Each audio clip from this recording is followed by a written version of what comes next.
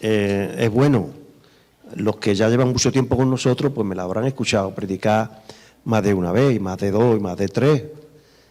Pero hay mucha gente nueva y es bueno que conozcan estas verdades y este conocimiento, porque vamos a hablar de los versículos más conocidos en cuanto a la guerra espiritual del creyente.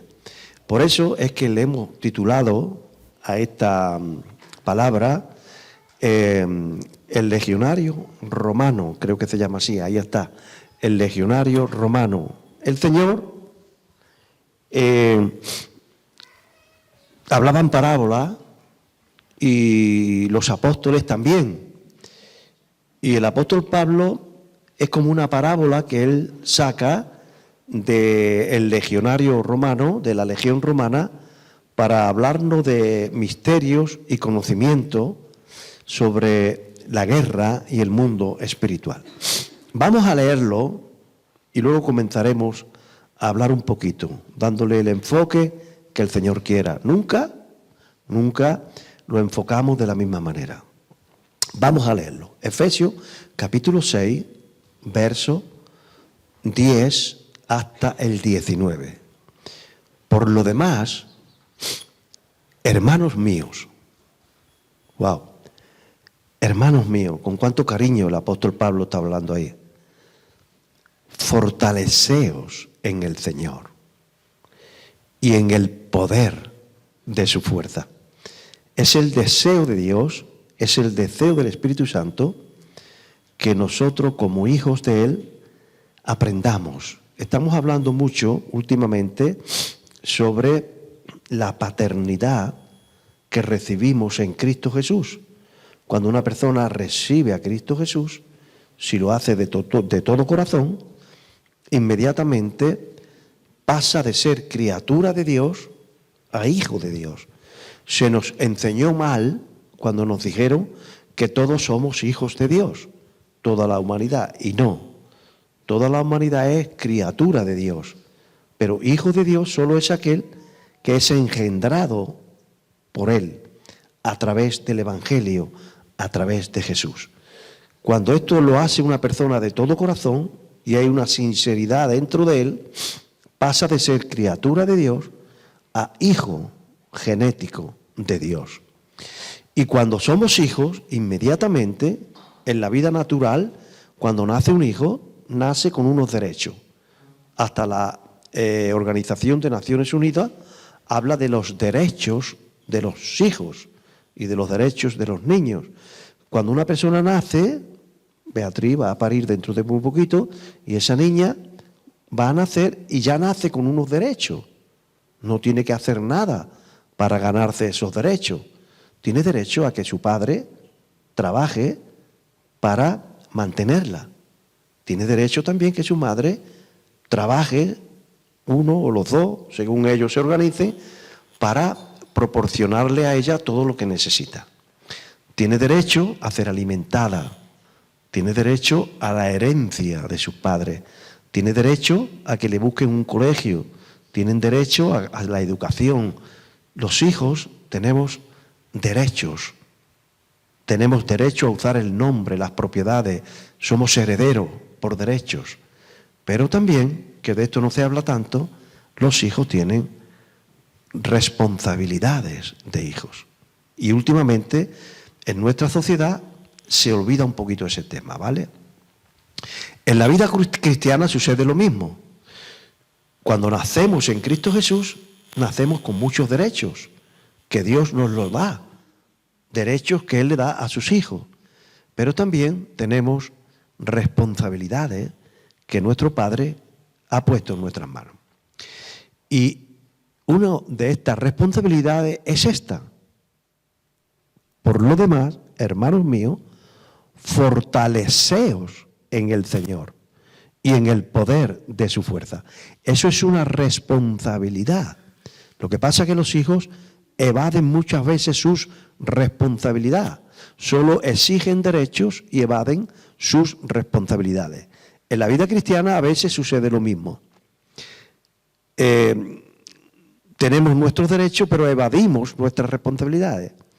El Señor nos ha provisto de una armadura, de un armamento de guerra, de un sistema que nos garantiza, si nosotros cumplimos con nuestros deberes, nos garantiza ¿el qué? La victoria total y aplastante sobre el mundo de las tinieblas. Pero esto es una herencia en Cristo que va acompañada de una responsabilidad. La herencia que tenemos en Cristo es una victoria total y absoluta sobre el mundo de las tinieblas.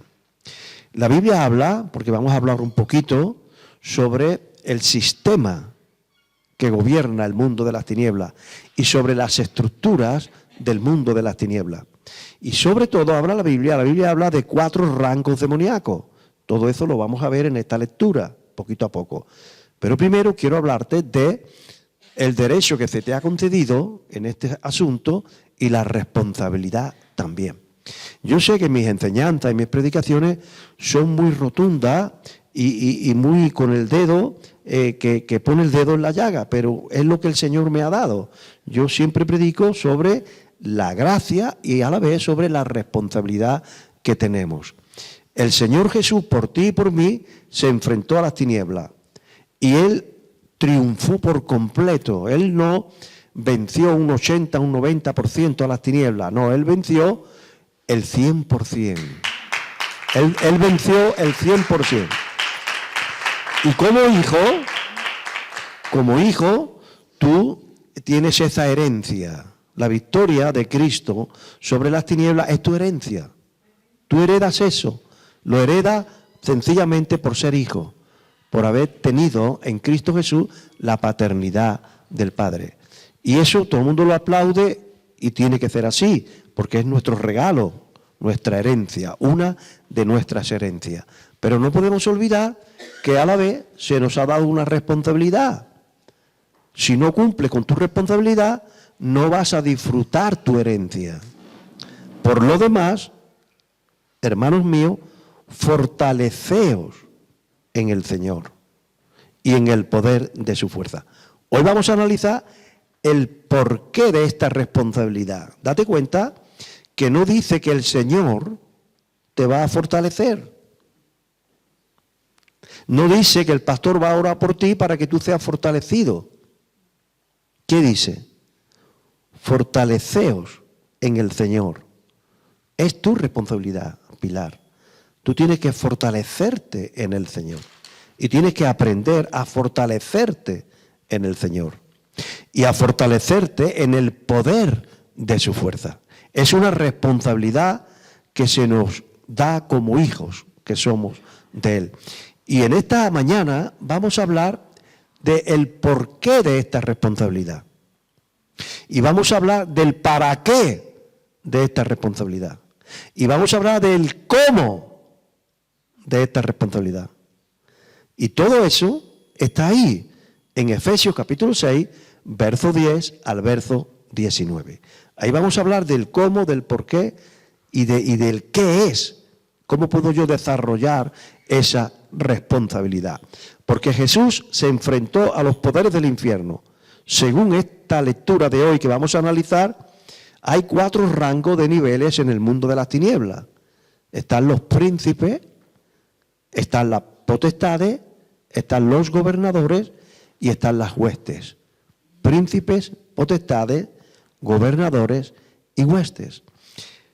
En el Salmo 22, un salmo que fue escrito 1000 años antes de la crucifixión de Cristo, el Espíritu Santo, por boca del rey David, habló acerca de la cruz del Calvario, con unos datos milimétricos y con unas verdades que asombran. Cuando aún no se había inventado la crucifixión, ya David en el Salmo 22 habla de la crucifixión con datos tremendos. Y ahí aparecen 4 animales en el Salmo 22, hablando de que en la cruz del Calvario aparecen 4 animales. Y nosotros cuando leemos en los evangelios la crucifixión de Cristo, no vemos ningún animal físico. ¿Por qué? Porque no está hablando en el mundo natural, está hablando en lo espiritual. Y estos 4 animales que aparecen en el Salmo 22 son los 4 rangos demoníacos que aparecen en Efesios capítulo 6. ¿Cuáles son estos animales? Aparece el león, aparece el toro de Basán, aparece el búfalo y aparece el perro. Quiero decirte que no lo tome a modo natural, porque el león representa, pero no es. El toro de Basán representa, pero no es. El búfalo representa, pero no es. El perro representa, pero no es.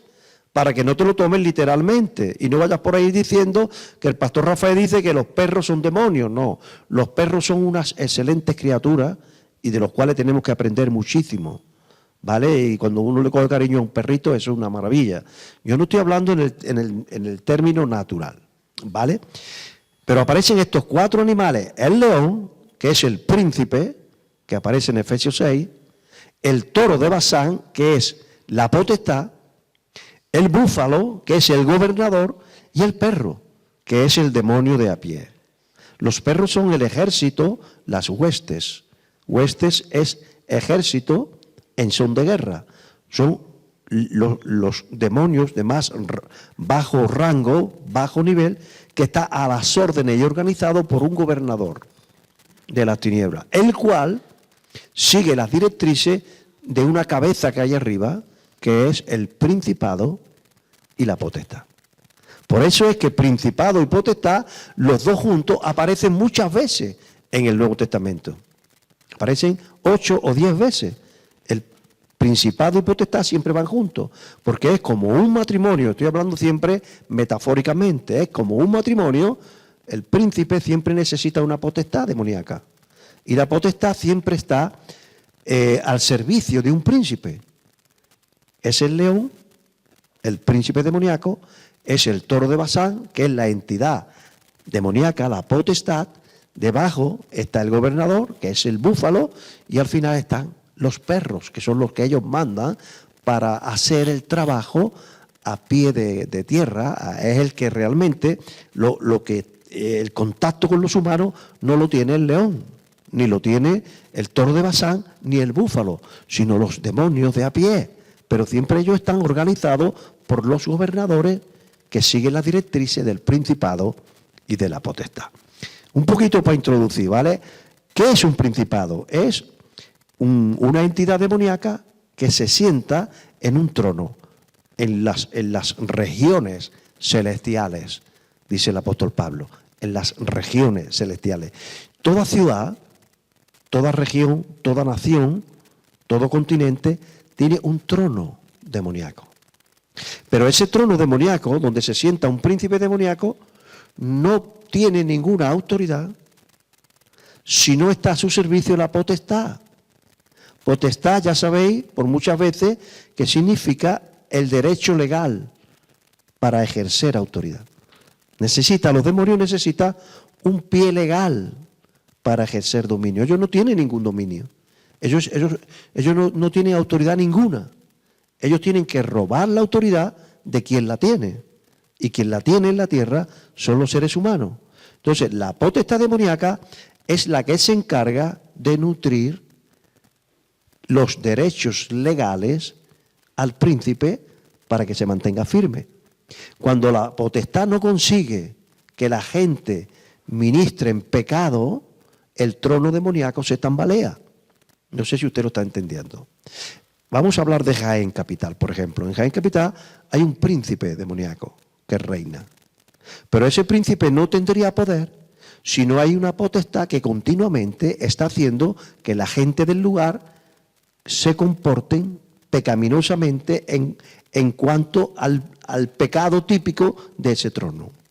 ¿Vale? Por ejemplo, en Éfeso, y ya vamos entrando en detalle, porque esta es la epístola a los Efesios, en Éfeso había un trono demoníaco que se manifestaba en el mundo natural a través de ¿quién? De Diana de los Efesios. Y era un trono demoníaco que ejercía su poder no solo en Éfeso, sino en toda la provincia que se llamaba Asia. Y no solo en toda la provincia, sino que en Hechos 28 dice, la cual venera el mundo entero. sea, a veces los tronos demoníacos rompen sus propias barreras limítrofes y ejercen su dominio más allá de sus contornos. Ese era el caso de Diana de los Efesios. ¿Pero por qué era tan fuerte Diana de los Efesios? Porque en Éfeso había un comportamiento de brujería y hechicería e idolatría fortísimo. Era el centro mundial de la brujería y de la hechicería. Como allí se practicaba tanta brujería y tanta hechicería, es el que le daba el poder a ese trono demoníaco. Por eso, cuando el apóstol Pablo llega allí y él va bajo la unción del Espíritu Santo, que es la historia de la iglesia y es el plan de Dios para la restauración de todas las cosas, cuando él llega allí, la gente de Éfeso comienza a convertirse. Y entonces comienzan a convertirse y todos los brujos y los hechiceros se convierten también. Y empiezan a quemar los libros de brujería. Todo esto está por el capítulo 19 o 20 del libro de los Hechos. Entonces, debido a esto, el trono de Diana se tambalea. Y entonces hacen una reunión de emergencia en las tinieblas y sucede la guerra espiritual en el Areópago, cuando por 2 horas está la gente diciendo: grande es Diana de los Efesios, porque el trono demoníaco se estaba tambaleando y necesitaba materia prima, que necesitaba una adoración extrema para ese momento. Y entonces algo recorrió Éfeso y en el Areópago se metieron todos a adorar a Diana de los Efesios por 2 horas, dándole esa ofrenda de 2 horas gritando: grande es Diana de los Efesios, porque las tinieblas usaron a un tal Demetrio para hacer eso de urgencia. Te estoy diciendo todo esto para que tú veas cómo funciona el mundo espiritual. El príncipe es el león, el toro de Basán, en el Salmo 22 es la potestad demoníaca. Si quieres saber algo más sobre el toro de Basán, te metes en nuestro canal y pinchas ahí toro de Basán, Pastor Rafael Reyes, y verás la explicación de por qué el toro de Basán es un animal que representa las potestades demoníacas al servicio de los príncipes demoníacos. Ahora, por eso es que aparece principados y potestades muchas veces en el Nuevo Testamento. Pero hay una en especial, que es la que a ti te va a gustar más, y la que a mí me gusta más, y es la que se encuentra en Colosenses, donde dice que el Señor exhibió públicamente a todos los principados y potestades, triunfando sobre ellos en la cruz, anulando el acta de los decretos que habían contra nosotros. La potestad demoníaca tiene un acta de unos decretos. En el caso de Éfeso, ese acta de esos decretos decía: este rey demoníaco que está sentado en el trono tiene derecho a ejercer influencia sobre los efesios, porque el acta de los decretos dice que la brujería y la hechicería abre puerta a las tinieblas. Y ese acta de esos decretos es los que le daban poder a los tronos demoníacos. Y todo el comportamiento de la humanidad le daban unos decretos, un acta de unos decretos que le daban la autoridad al príncipe de los demonios, el cual es Satán, representado en el león. Por eso el Satanás dice que está como león rugiente mirando a quién devorar.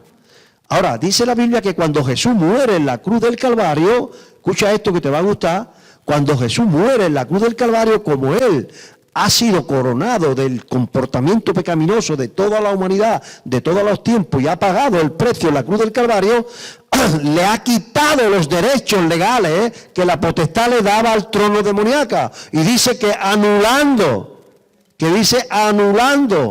el acta, Jesús anuló el acta. Hay un acta que decía: Elizabeth pertenece a Satán por su comportamiento. Había un acta de eso, pero Jesús anuló ese acta.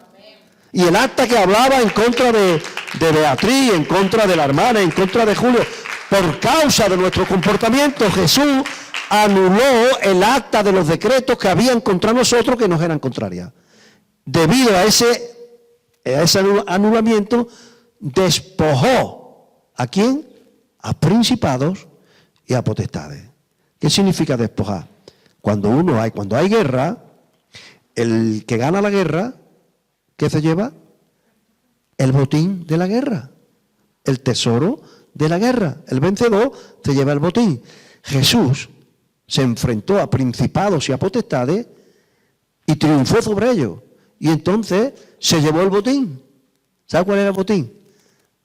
Usted y yo, que por lo que Jesús hizo en la cruz, hemos sido trasladados del reino de las tinieblas al reino de su amado Hijo Jesús. Ya no tiene potestad, no tiene ninguna potestad. Potestad significa derecho legal a hacernos daño. Satanás tenía derecho legal a hacernos daño por nuestro comportamiento, pero Jesús le quitó esa potestad. Por eso dice que anuló el acta de los decretos que habían contra nosotros que nos eran contrarias. Y despojó a principados y a potestades exhibiéndolos. ¿Sabe lo que dice en el original? Es precioso lo que dice. Cuando la Reina Valera dice exhibiéndolo, en el original dice ridiculizándolo. O sea que Jesús los dejó en ridículo a todos. ¡Wow! Y Jesús triunfó sobre ellos. Porque anuló el acta y porque despojó y triunfó sobre principados y potestades.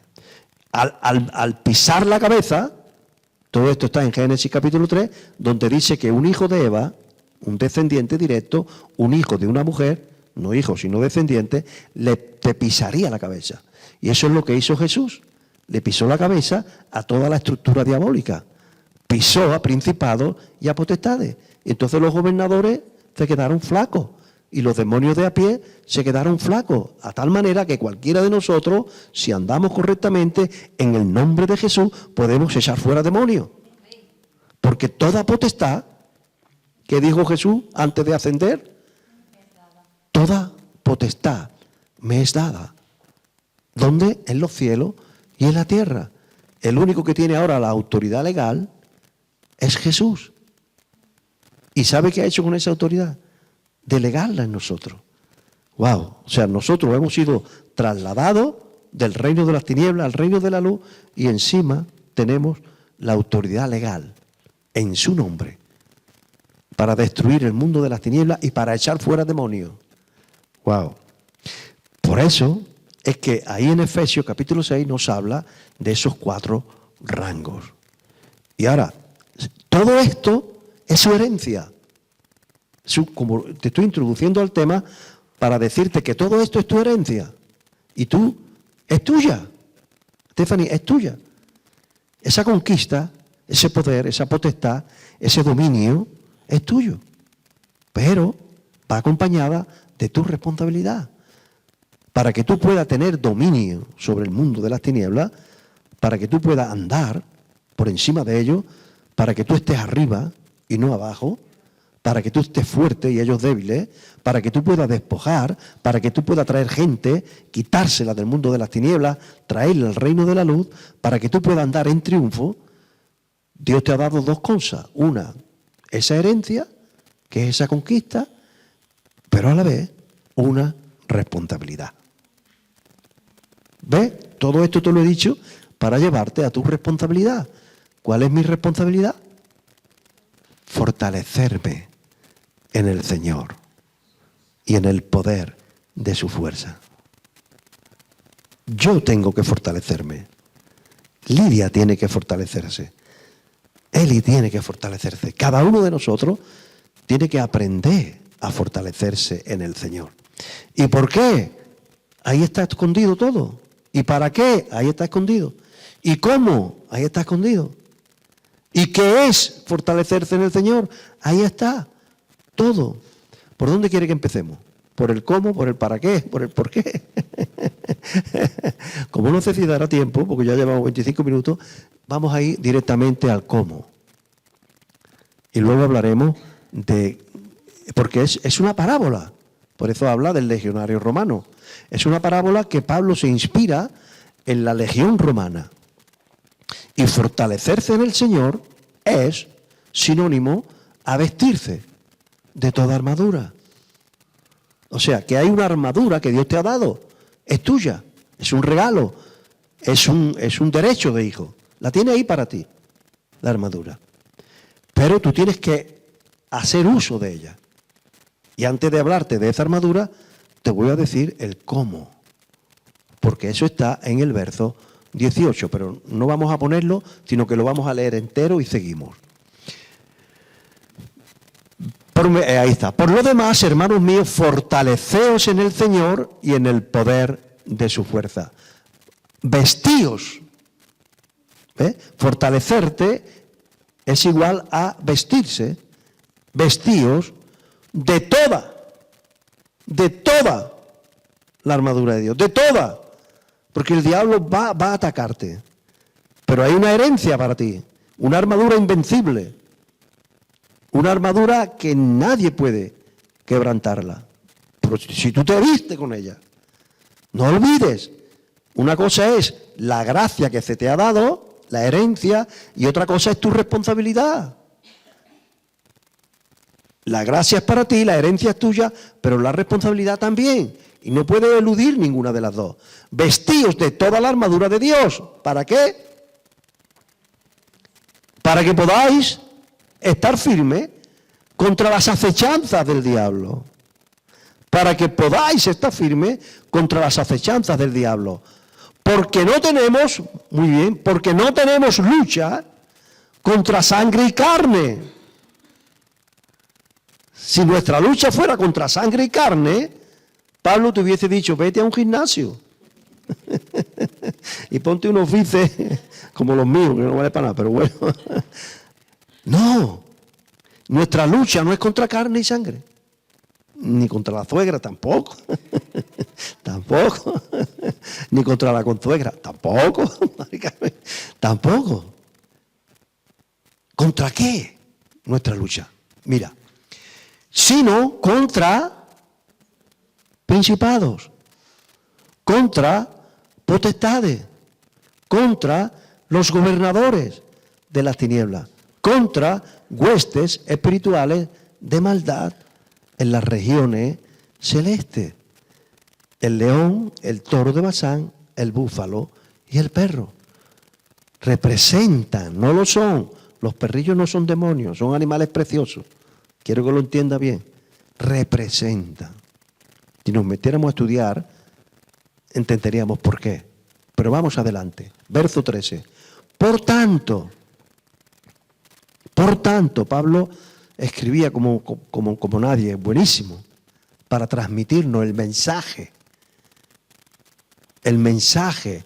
Porque cuando uno recibe un mensaje, ahora necesita un lenguaje para transmitir ese mensaje. Y no todo el mundo sabe usar el lenguaje como lo usaba Pablo, por el Espíritu Santo, evidentemente. Pero Pablo dice, por lo tanto, tomad otra vez toda la armadura de Dios. Wow. No basta con parte de la armadura. Toda la armadura de Dios, para que podáis resistir en el día malo. El día malo, ahí la traducción más correcta sería es como un ciclo. Hay días malos, hay ciclos malos, porque hay ataques definidos que duran un tiempo. Satanás anda como león rugiente y prepara emboscadas que duran un ciclo en tu vida. Duran un ciclo. Y la idea es que si tú guardas tu responsabilidad, saldrás victorioso. Porque del ciclo malo, del día malo, de esa estrategia, ¿no lo han notado que alguna vez se dice, parece que he entrado hace unos días en un conflicto, en una guerra espiritual? A veces son días, a veces son semanas, a veces son años. Es un ciclo. Y cuando no podemos más y no sabemos resistir lo suficiente, ¿sabes lo que hace el Señor? Te saca de ahí. Pero te saca para que te refresque un poquito. Porque al final otra vez entra. Hasta que aprenda ¿a qué? A resistir. Porque Dios quiere que sus hijos, Él ha querido que sus hijos conozcamos la guerra. Y todo esto es para que podamos resistir en el día malo. Y habiendo acabado todo, está firme. A partir de ahí, a partir del 14, nos habla de cómo es toda esa armadura. Voy a hablarte un poquito de la armadura, para hablarte al final del cómo, que quizás sea lo más práctico, lo más importante. Y luego volveremos a dar la armadura una por una, ¿vale? Estás pues firme, y ahora habla de todo esa armadura de Dios. Yo voy a ponerle otro orden del que hay ahí, que está ahí con la foto. Mira, la armadura de Dios, porque el diablo ataca tu mente. Para mí, la mente es el campo de batalla. Las guerras están aquí. Es la parte más esencial del alma humana, la mentalidad, los pensamientos. Y el diablo sabe, y las personas sabemos, que quien logra meter ahí un pensamiento controla las emociones de esa persona y controla el comportamiento de esa persona. ¿Cómo un hombre quiere conquistar a una mujer?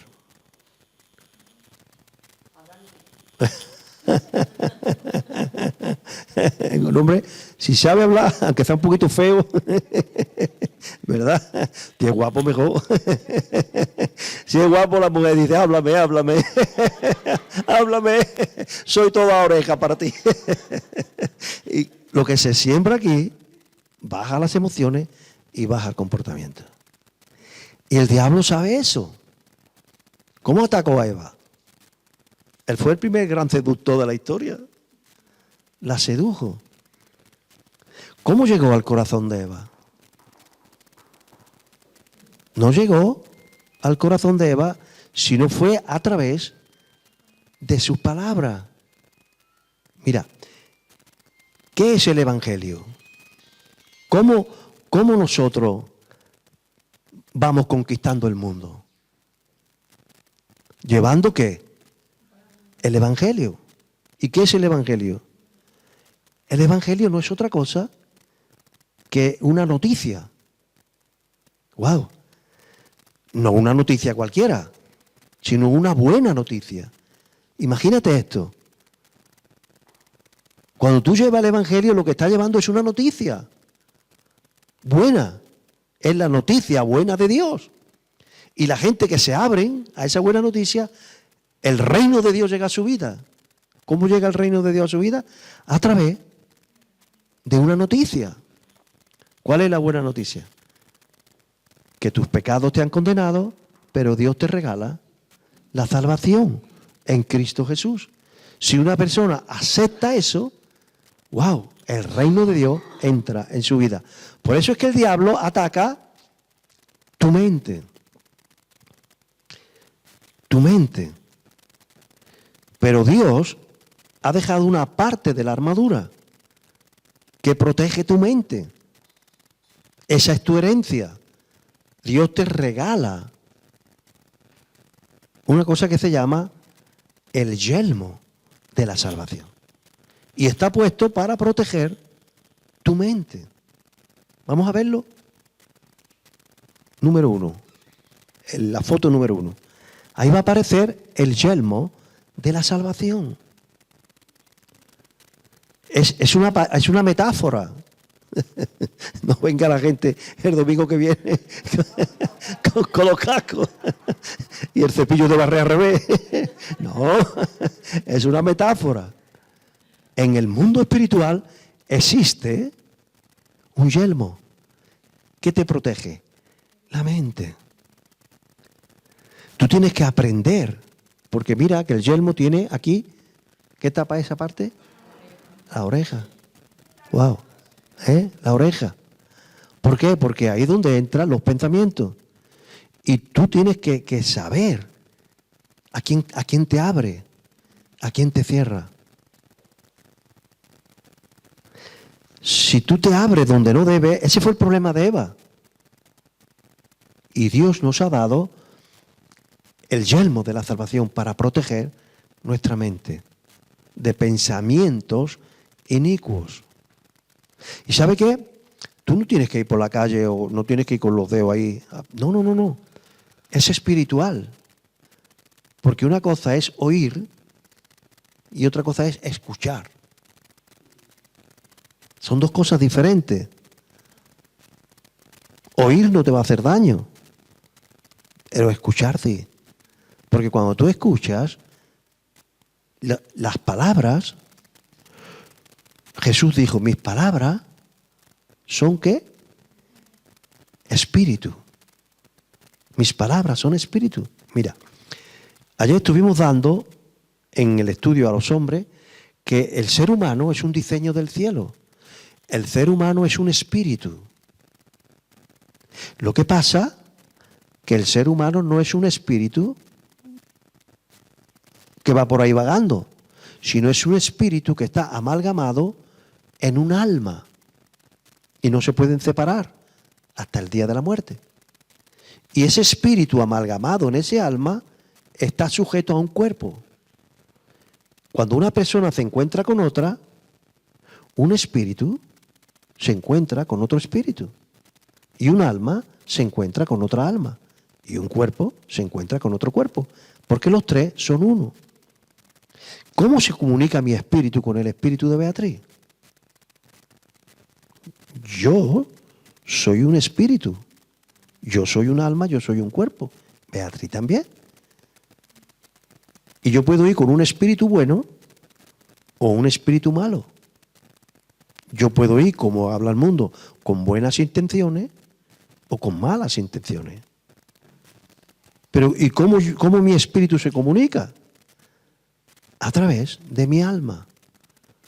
Que mi alma habla. Cuando el alma de una persona le habla al alma de otra persona, si esa persona se abre y la escucha y lo cree, inmediatamente hay una semilla. Y eso es lo que hizo el diablo. Y el Señor nos ha dado a nosotros la protección de ese yelmo de la salvación. Porque el Señor sabe que lo que se siembra en la mente baja las emociones y baja al comportamiento. Vamos a seguir adelante. ¿Qué ataca el diablo, además de la mente? ¿Qué hay aquí, espiritualmente hablando? Las emociones. El diablo... Estuvimos hablando ayer también sobre la sanidad del alma. Es muy importante cuando somos heridos, cuando somos traumatizados. Lo importante es ir protegido con la coraza. Eso se llama la coraza de la justicia. Pero cuando no la llevamos puesta, entonces tenemos que ser sanados. Y no pasa nada, el Señor nos sana una y mil veces. Pero lo importante es que el cristiano aprenda a ir vestido con el yelmo, metafóricamente hablando, y con la coraza. Ya me imagino a uno viniendo el domingo con eso.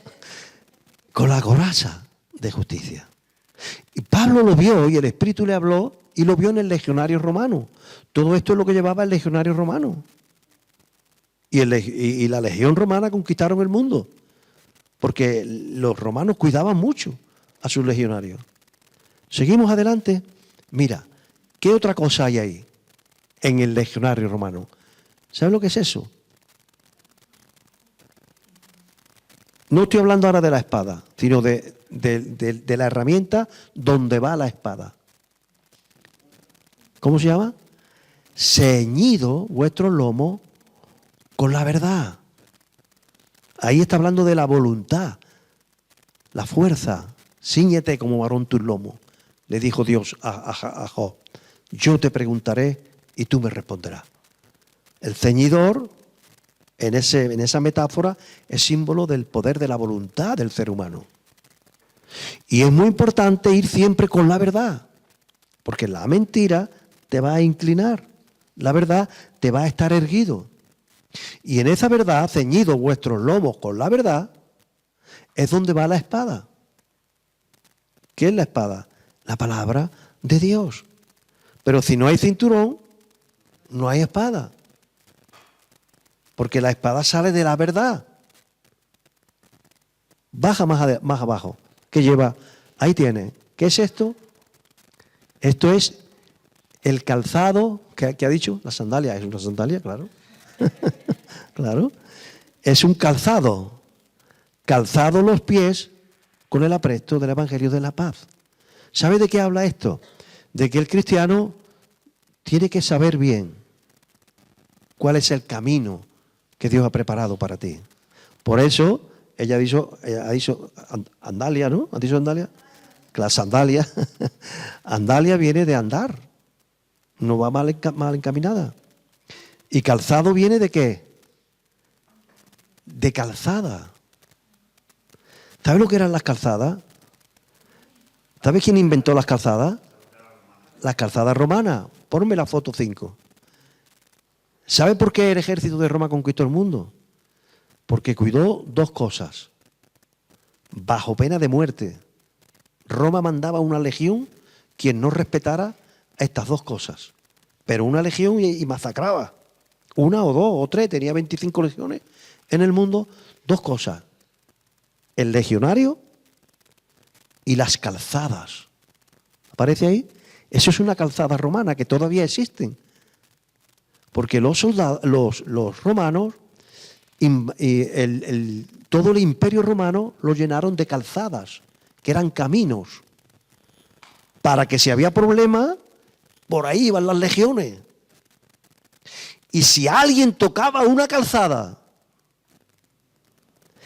tenían un sistema de comunicación y alguien iba donde tenía que ir y decían, en tal provincia han destruido un metro de calzada.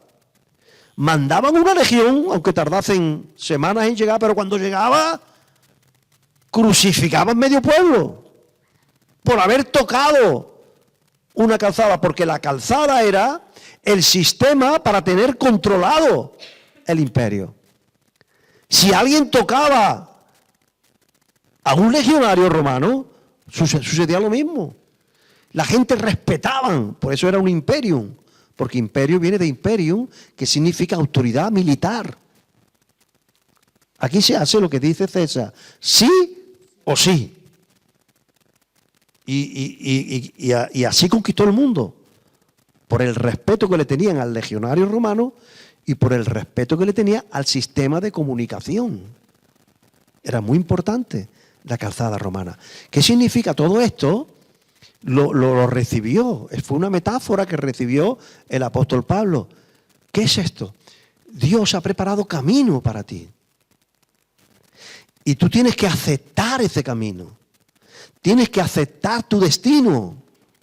Y la gente huye de los propósitos. Las calzadas representan el propósito, el camino. ¿Qué es lo que hizo el padre con el hijo pródigo? ¿Qué le restituyó? Anillo, vestido y calzado. Anillo representa compromiso de amor. El padre nunca se había descomprometido con su hijo. El hijo sí, y el padre restauró ese compromiso. La ropa significaba la santidad. Él la perdió y la recuperó. Pero el calzado representaba que no, hijo, que tú sigues siendo de mi familia y que vas a andar en los caminos que yo tengo para ti. Cuando tú, pásame las sandalias, como dice la muchacha, cuando tú aceptas el calzado, aceptas protegerte, estás aceptando los caminos que Dios ha preparado para ti. Y es muy importante saber qué es lo que Dios ha preparado para ti. Adelante. Ahí está, el escudo. Esto es otra de las cosas que revolucionó el Imperio de Roma. Eso se llama el escudo de los legionarios romanos. En la época del Imperio de Roma, antes del Imperio de Roma, estaba el Imperio griego. Y el Imperio griego tenía un escudo redondo y pequeño.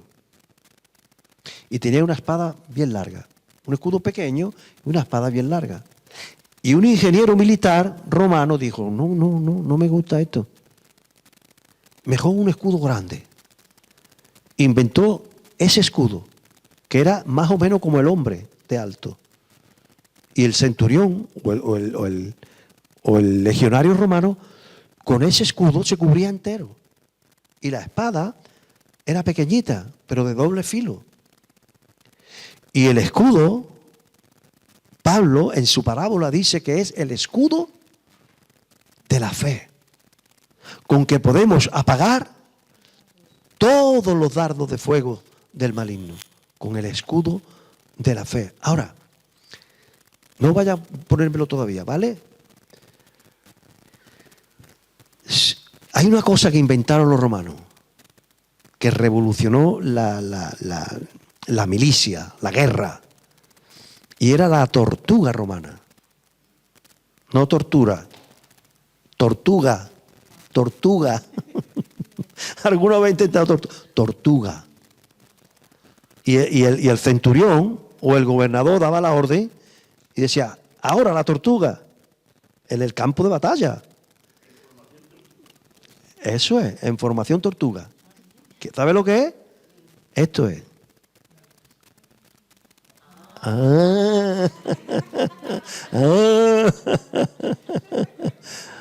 Pues mira, eso tan simple. Mira. ¿Sabes quién es este? Es de Jorge. No.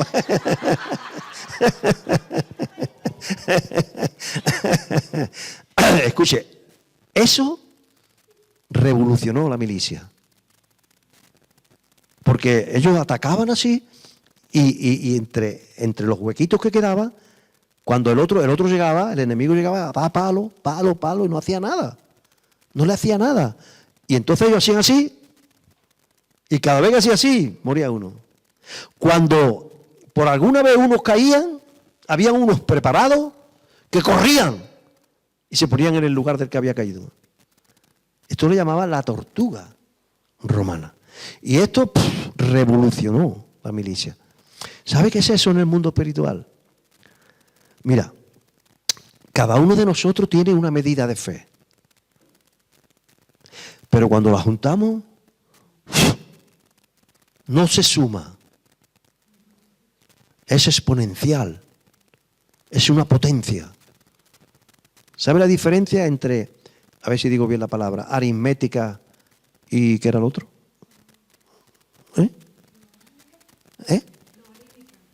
Parecido.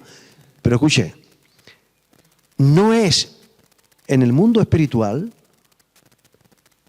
1 más 1 no son 2.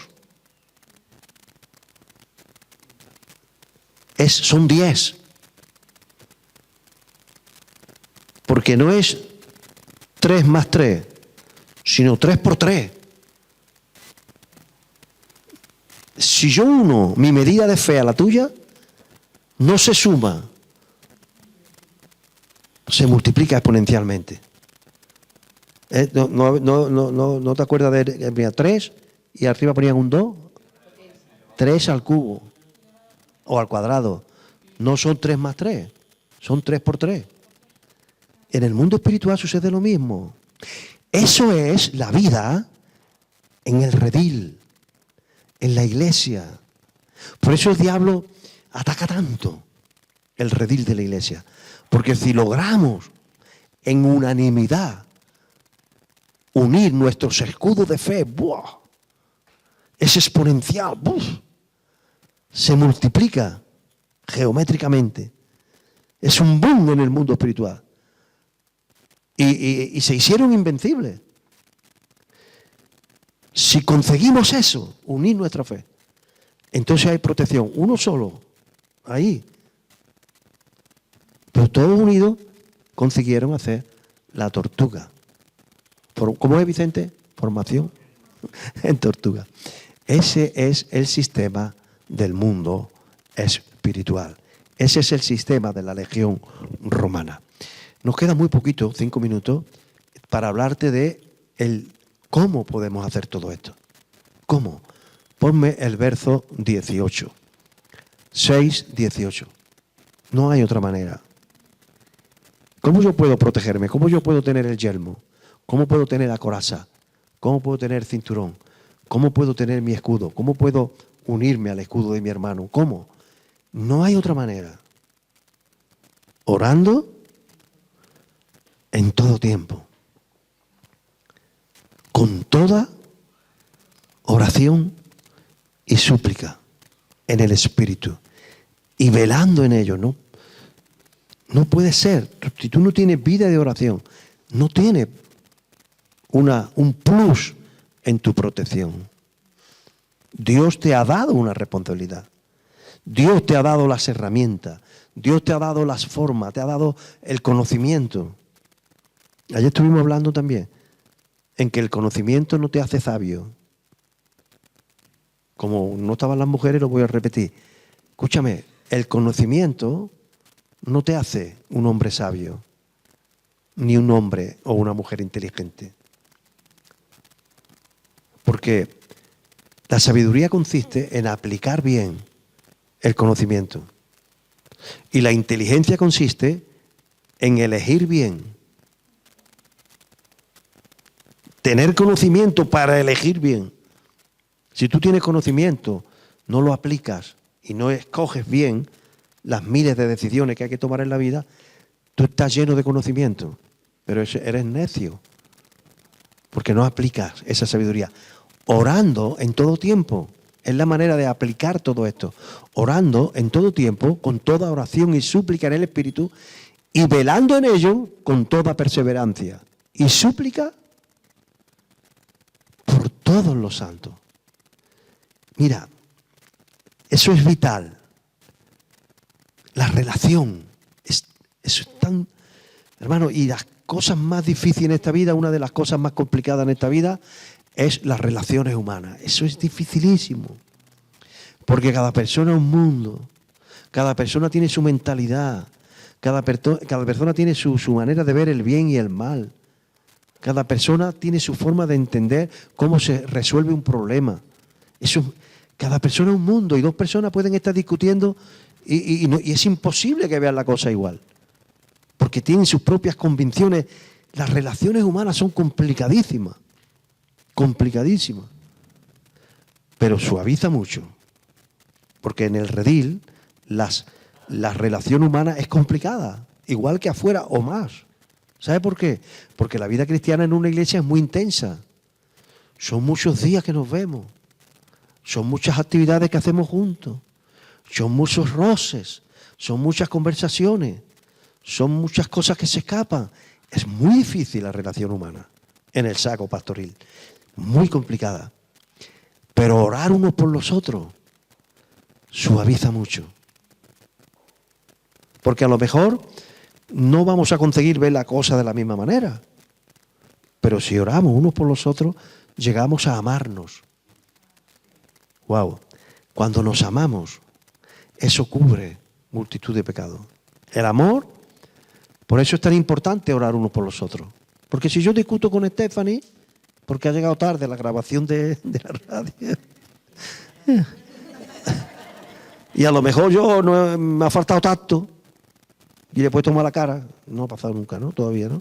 Pasará, no pasará. Pero si pasara, nuestra relación ahí va a tener un problema. Pero si ella, en vez de, cuando recibe ese golpe, ora por mí, la cosa tira para adelante. Si yo oro por ella y el Señor me dice, hombre, pero tiene muchas cosas buenas, no seas tan duro, la relación sigue sana. Por eso es muy importante orar uno por los otros. En tu casa, ora. Yo esto lo practico mucho, te lo puedo asegurar, porque el pastor tiene que tomar decisiones miles y siempre, a veces acierta, a veces se equivoca, como todo el mundo, ¿no? Y hay que corregir, hay que exhortar, y hay que animar, y hay que no sé qué, y hay que poner, hay que posicionar, y hay de todo. Y hay tropiezos. Pero yo te aseguro, te doy mi palabra, que cuando yo tropiezo con alguien por una decisión, esa noche oro mucho por esa persona. Y si tengo que rectificar, rectifico. Si no tengo que rectificar, no te rectifico. Y a lo mejor esa persona piensa que yo debía de rectificar. Pero oro mucho. Y hasta que yo no noto que pienso en esa persona y ya mi corazón está en paz, no paro. Hágalo. Eso no significa que usted renuncie a sus convicciones. Si usted tiene sus propias convicciones, no las hace cambiar a nadie. Pero a lo mejor otro tiene otras convicciones. Pero si tú oras y piensas en esa persona en la oración de rodillas y tú notas que ya eso se ha ido, la cosa tira para adelante. Si no hace eso, eso se hace crónico. Y ya, chumina que briegue. Ya entonces nunca va a mirar bien con buenos ojos a esa persona. ¿Por qué? Porque se ha hecho crónico ese mal. Por eso dice la palabra, orando uno por los otros. Repítemelo ahí. Orando en todo tiempo, con toda oración y súplica en el Espíritu, y velando en ello con toda perseverancia y súplica por todos los santos. Verso 19. Y muy importante, está hablando Pablo de la guerra espiritual. Dice, no olvidaros de orar, ¿por quién? Por mí, dice Pablo. ¿Significa esto que tenemos que orar por Pablo? Está muerto hace muchos años. Y va contra la palabra, orar por un muerto. Pero ahí estaba vivo. ¿Y quién era él? La autoridad espiritual en esa iglesia. Porque es muy importante orar por los que están posicionados en autoridad sobre ti. Es importantísimo. Porque esa relación es muy complicada. Y si está sana, esa relación no significa que estemos de acuerdo siempre. Eso es imposible. Olvídese. Dos seres humanos nunca van a estar de acuerdo siempre. Pero cuando oramos, y oramos por las personas que están arriba, eso impide que esa cosa fea que se forma se quede crónica ahí. ¿Amén? Bueno, denle un aplauso al Señor. Yo creo que con esto hemos terminado.